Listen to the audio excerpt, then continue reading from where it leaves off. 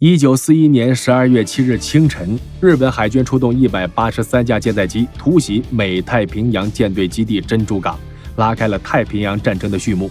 许多人都会困惑，日本明知自己与美国实力悬殊，怎么会相信靠一次偷袭就能把美国人打趴下呢？追根溯源就会发现，1905年日俄战争中，日军就以偷袭旅顺港取得战略上的主动，在决定性的对马海战一举奠定胜局。而此战的胜利给了日本从上到下严重的误导，或者说沉迷于对马海战经验难以自拔。本期视频就好好聊一聊日本如何以弱势兵力打赢对马海战，以及由此积累了什么错误的取胜经验。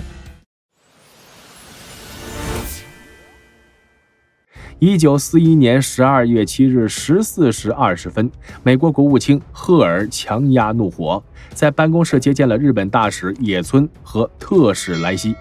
看到那篇充满了谎言和诡辩的宣战书后，赫尔抛弃了绅士风度，对着两个日本人破口大骂。野村和莱西自然理亏到无言以对，但心中难免会发出这样的牢骚：海军那帮家伙偷袭上瘾，还不是你们这些白人给惯出来的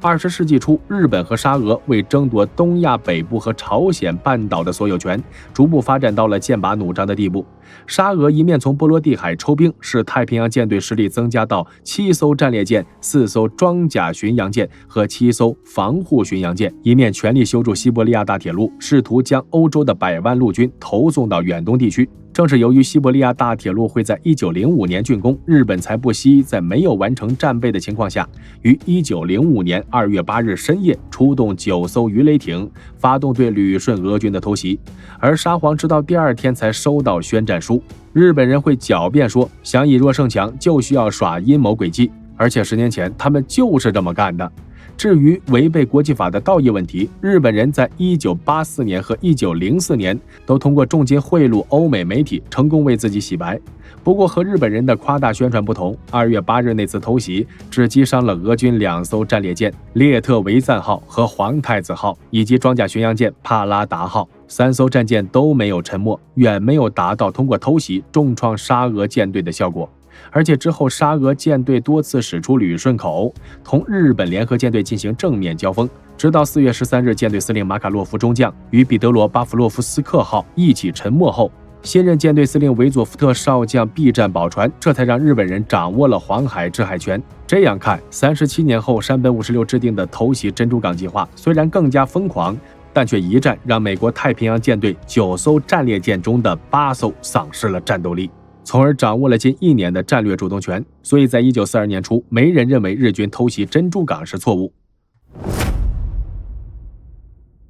罪而小国竟敢挑战庞大的沙俄帝国，自然引起了沙俄上下的愤慨。但起初沙俄政府高官和将军们都认为，仅凭在远东地区已有的兵力就足以击败自不量力的日军。但随着海陆军失利的电报传回圣彼得堡，沙皇尼古拉2世下令组建第2太平洋舰队前往远东增援。然而之前波罗的海舰队主力就已经被调去了远东，再抽调战舰引起了波罗的海舰队从上到下的强烈抵制。况且之前的舰队出发之后，可以在沿途各个港口从容进行补给，现在战争爆发，许多港口都会以中立为借口拒绝沙俄战舰靠港，这意味着这些战舰离开沙俄水域后，只能通过运煤船靠帮补给的方式走完1.8万海里的漫长征程。而且由于对远东战局的恶化缺少心理准备，虽然沙俄政府为波罗的海舰队补充了4艘新锐的博罗季诺级战列舰，但在战争爆发时3艘刚刚服役，鹰号甚至还没来得及进行期装，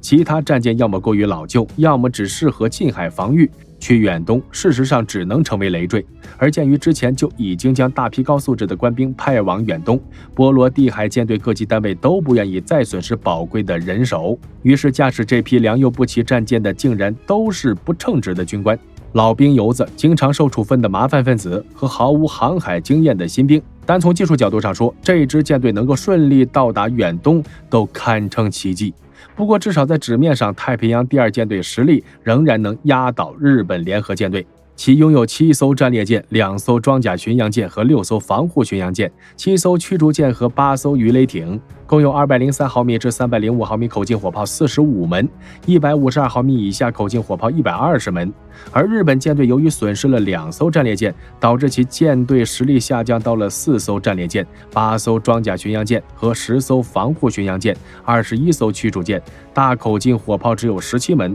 但中口径射速炮有160门。但不容忽视的问题是，日军的4艘战列舰各方面性能更接近，且都处在最佳服役年龄，在舰队机动和统一炮战时拥有更大的优势。此外，沙俄第2太平洋舰队1904年10月15日从波罗的海出发，一直到第2年5月27日对马海战，半年多的时间内，人员没能上岸休整，军舰也没有进港维护，以至于到了航程后半段，轮机老化以及船底长满海蚬，导致航速下降的问题已经非常严重。甚至从越南金兰湾起航时，大部分军官都期望路上别碰上日本舰队，到达弗拉迪沃斯托克休整后再同日军决战。如果说日本海军是壮年期的饿狼，沙俄第2太平洋舰队就是疲惫不堪的病虎。决战发生前，双方的强弱已经被逆转，可日本人却一味宣传己方以弱胜强，结果误导了几十年后的后人。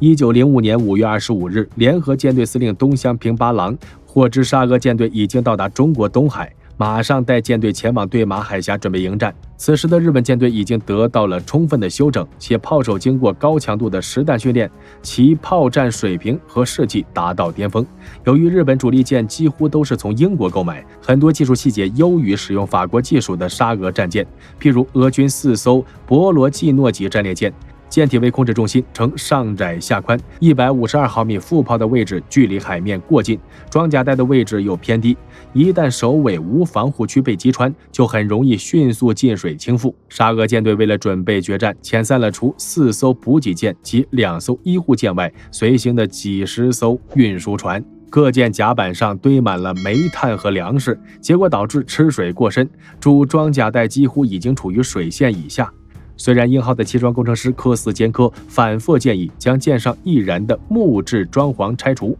最后却只有英号得以执行。5月27日，两支舰队在对马岛东南迎来了命运的碰撞。在反复调整舰队队形后，13时55分，东乡平八郎模仿1805年特拉法尔加海战时的英国舰队司令纳尔逊，在旗舰3利号桅杆上挂起代表皇国兴废在此一战，各员一同奋力努力的 Z 字旗。14时5分，他又下令日舰强行在沙俄舰队前方转向，以抢占 T 字头横行阵位。事后证明，东乡这一冒险行动成为了此战取胜的关键。但由于日舰也没有动对动火控系统，所以在完成转向之前只能被动挨打。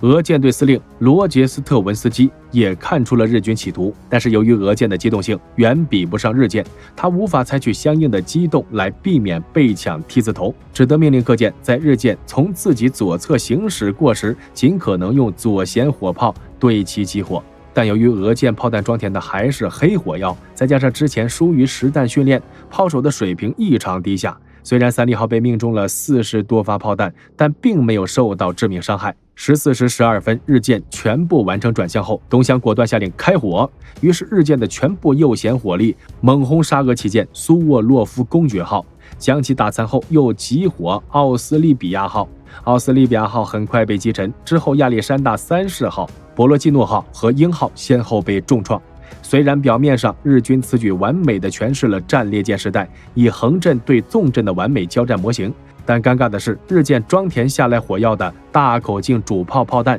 由于引信过于敏感，一命中沙俄战舰就瞬间爆炸，根本没起到穿甲弹应有的效能。但是日舰203毫米炮和152毫米发射的装填更大比例下来火药的高爆弹，却对俄舰起到了很好的纵火效能。讽刺的是，沙俄海军上下对10年前日舰在实战中使用这种弹药几乎一无所知，甚至还按照以往的海战经验，将大量的吊床挂在上层建筑上来挡弹片，结果反而成了日舰高爆弹纵火的帮凶。而且由于日舰副炮的射速更快，开战仅5分钟，沙俄主力舰的火控战就纷纷被打掉。这样躲在厚厚装甲内的主炮炮手虽然没有受到任何伤害，却只能依靠目视瞄准，进而导致主炮射速急剧下降。而俄水兵抽调大量海水来灭火，又导致战舰一面甲板上燃起熊熊大火，一面又向一侧倾斜，从而进一步丧失了战斗力。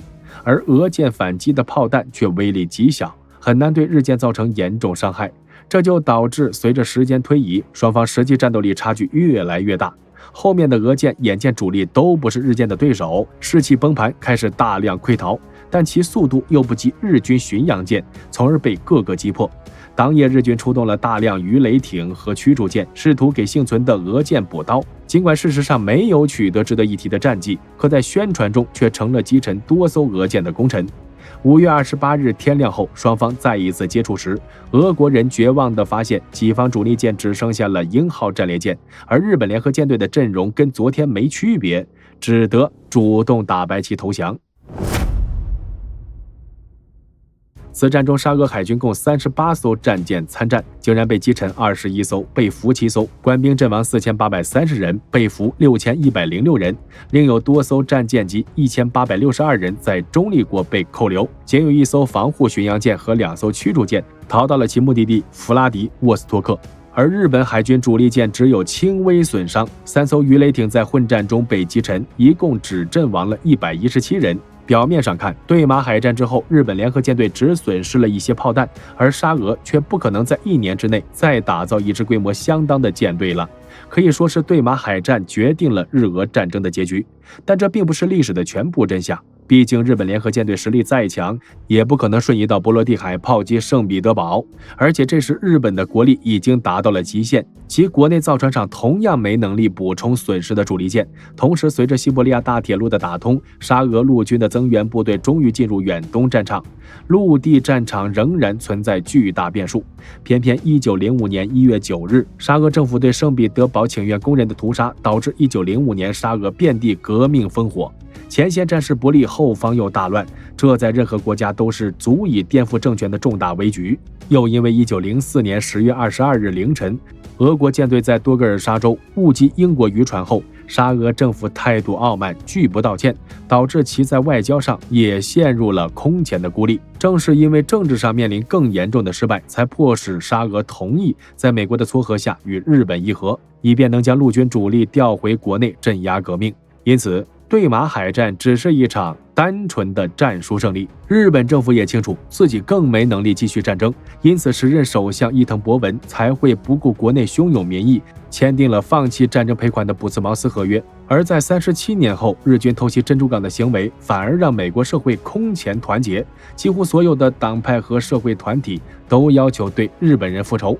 而美国又可以利用战争来化解掉严重的工业产能过剩，战争规模越大反而更有利。因此，站在美国人的立场，太平洋战争一旦开始，就必须打到日本无条件投降结束。山本五十六等人妄图依靠几场战役胜利迫使美国人和谈的企图，从一开始就不可能实现。可他们又抱着对马海战的胜利经验不放，认为靠战争是解决国家困境的捷径，最终导致帝国走向毁灭。那么屏幕前的朋友，你们认为日军太平洋战争的失败与对马海战的胜利有关系吗？请在评论区打出来。我是大胖兵，我们下期节目再见。